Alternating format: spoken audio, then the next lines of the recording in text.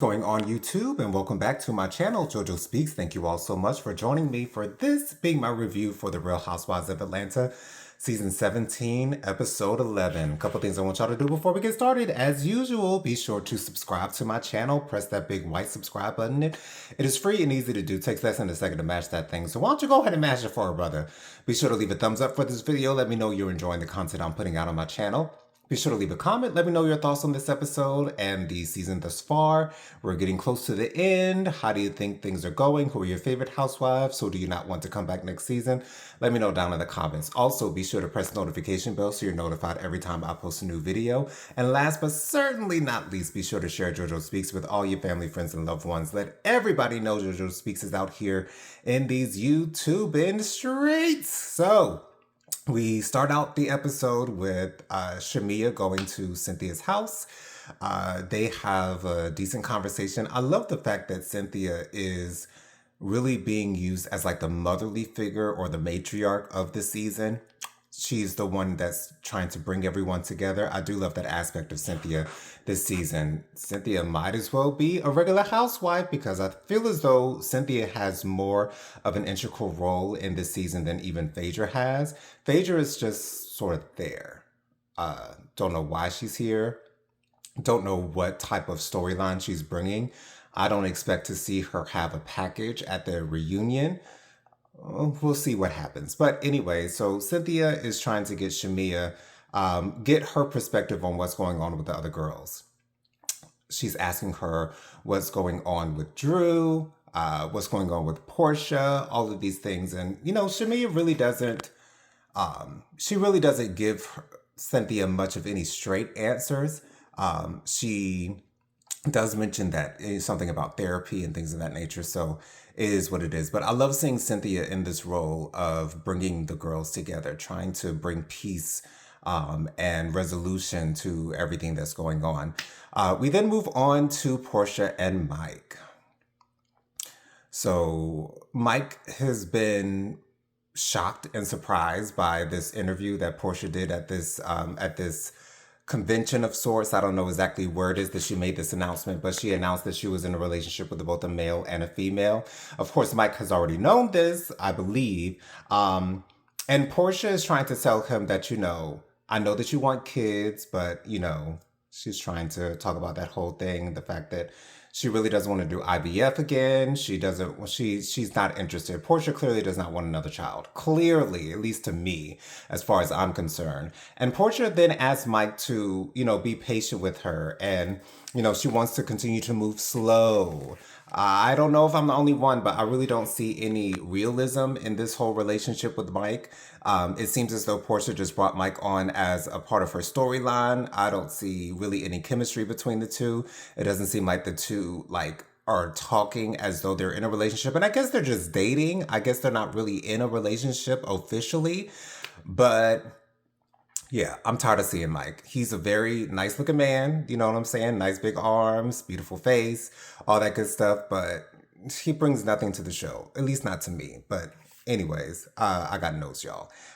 This time. Next time, the next thing on the docket is, and this is probably going to be a pretty fast review, but I hope you guys don't mind. But Kelly is moving. She said that she's had a lot of problems with her neighbor. My mother told me that the neighbor has a restraining order out on Kelly, but you know, who knows what the truth is as far as that's concerned. But anyway, so Kelly is moving out of her home. Some people are alleging that this means maybe she's possibly being evicted. Maybe she can't pay the rent or pay the mortgage. Who knows? But there are a lot of rumors going around about the true reason why Kelly is leaving. So if Kelly is leaving, where is she going to live? Oh, well, she's got her BFF, Shamia. Shamia has offered a townhouse that she owns, one of the first properties that she purchased after she got married, something of that nature. So thankfully, Kelly has a place to lay her head. Yeah, still going along with this storyline of Shamia and Kelly being BFFs. I don't believe it whatsoever, but it is what it is. Next, we get Angela going out with her brother. They're discussing the passing of their mother. Angela's explaining how it's been really hard. She doesn't go too long without thinking about her mother. It's only been a year since her mother has passed. I can't imagine the grief that goes along with losing a parent. I'm definitely not looking forward to that day myself. So I really do feel for Angela in this moment. And I'm so glad that she has her brother to lean on. So glad that she has her brother to console her and to help her to get through this grief. Because once again, I can't imagine filming a TV show so soon, even though a year to some is a long time, but when it comes to grief, time seems to stall. Time you seem to stay in that state of grief, and it seems like time isn't passing while you're in that space. So I love seeing this side of Angela, seeing a more vulnerable side of Angela.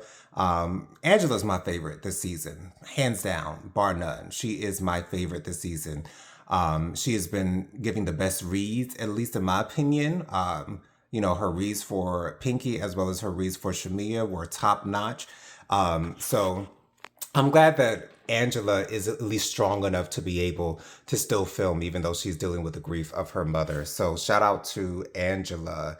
And next we get Kelly visiting Phaedra. Kelly is apparently reaching out to Phaedra for legal advice concerning her divorce that she's still going through with her with her husband. And Phaedra is nice enough to give her it seems like Kelly is wants to hire Phaedra. They didn't necessarily, when she went into the office, I didn't know exactly what was going on. And they were talking as though Phaedra had already had Kelly as a client. So when Phaedra went on to say, I'm going to go ahead and, take care of this pro bono, I thought that was very sweet of Phaedra to offer her legal services without pay or without request for payment. I guess that's a nice thing that Phaedra has done. Then one of Phaedra's assistants comes in, gives them some champagne, gives them a little bit to drink, and they go into the things like Phaedra wants to, request child support for the children, things of that nature. So Phaedra wants to do some good work for Kelly, and Kelly is very appreciative of Phaedra taking on her case pro bono. So I thought that was a nice thing for Phaedra to do. Pinky is throwing an 80s skating party, and it goes off without a hitch. Of course, Phaedra and some of the other girls aren't the best skaters, so they have the guard type things like the stands that help you skate when you're not a good skater or whatever the case might be. All the girls are having a great time, an amazing time. Everyone is getting along. Angela is getting pampered with gifts to celebrate the life of her mother.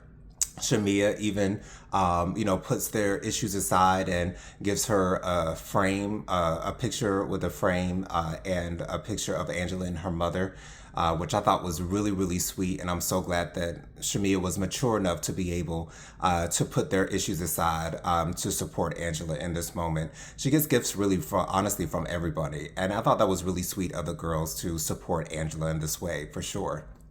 So the skating party goes off without a hitch. Didn't see much of K. Michelle during the skating party, but everyone was there. So everyone seemed to have a good time. Did we end the episode with Portia and Dennis? I don't know if I've said this in my previous reviews, but I do believe that Portia and Dennis are probably still involved in some way, shape, or form. Of course, they're not actually in a relationship at this point, and I don't believe that they're actually in a relationship, but I feel as though they have an understanding about where they stand amongst one another. Maybe they're given the leadway to do whatever it is they want to do, maybe in their personal life or for their life on camera. But to me, their interactions make it seem as though they are still involved, at the least still sexually involved. I don't know, once again, I don't know if that's true or not, but that's what it seems like to me, at least. But Dennis has an issue with the fact that Portia is spreading her business about her dating. And Dennis is just trying to tell her to slow down. And Portia's like, well, I haven't introduced anyone to Pilar. I'm just dating. I'm just having fun. This, and that. And, Dennis seems like, I don't know where Dennis is coming from with this conversation. I really don't. Because then he brings out Portia's engagement ring that he gave to her twice, apparently. I wasn't watching Real Housewives of Atlanta when Dennis came into the picture with Portia, so I don't exactly know the full extent of their relationship and the ups and downs and, how they started, how Pilar came to be, how they became engaged, why they never got married. I don't know any of that information, but there still seems to be a connection between Dennis and Portia, which I think is sweet if that's your truth, but I don't think Portia necessarily wants to give the audience the truth about her true feelings for Dennis. She said that she would love to be with him again, but, he's just not what she wants at this moment. So I get it, but Portia has this visceral reaction to seeing this ring, trying to squeeze out some tears. Of course, I did not believe it for 1 second. I don't believe anything Portia does on the show whatsoever. I think Portia is very intentional with all of the moves that she makes on the show. I think that she wants to show the audience what she wants us to believe her life is like. Which, I guess if you're playing the reality show game, that's how you play it. So, Portia's doing her job the best way that she knows possible. And I guess I can respect that. I just still never liked Portia. But anyways, Portia kicks Dennis out. And, she's very upset about seeing this ring. And I'm like, if you don't have any feelings for this man, or if you have no interest in being with this man whatsoever, why are all these emotions coming up when you see this ring popping out of nowhere? I don't get it. I don't get it. Portia clearly still has feelings for Dennis. And I just wish that she would be vulnerable enough to share that with us, the audience, because Dennis has been in, I think, 3 episodes this season thus far, and they're not even in a relationship. Like, a lot of times when there's a baby daddy involved, you typically do not see them on the show. But I guess because Dennis has been a part of the show in the past when he was initially in a relationship with Portia, I guess it makes sense for him to still make an appearance here and there. But again, the dynamic between Portia and Dennis is too strong, at least to me, for them not to still be involved. Let me know what you guys think about the things that I talked about in this video. What were your thoughts on the episode overall? Let me know down in the comments. Be sure to join me every Thursday night at 8 p.m. for my live Hot Topics and Social Commentary show. I go live every Thursday night at 8 p.m. with my sister Prophetic Fire Reiki, as well as our friend Bianca Edwards. We always have a great time talking about the latest happenings and goings on in the world. So join us every Thursday night right here on JoJo Speaks for Hot Topics and Social Commentary at 8 p.m. Love you guys for watching, and I'll see you guys on the next video. Peace out.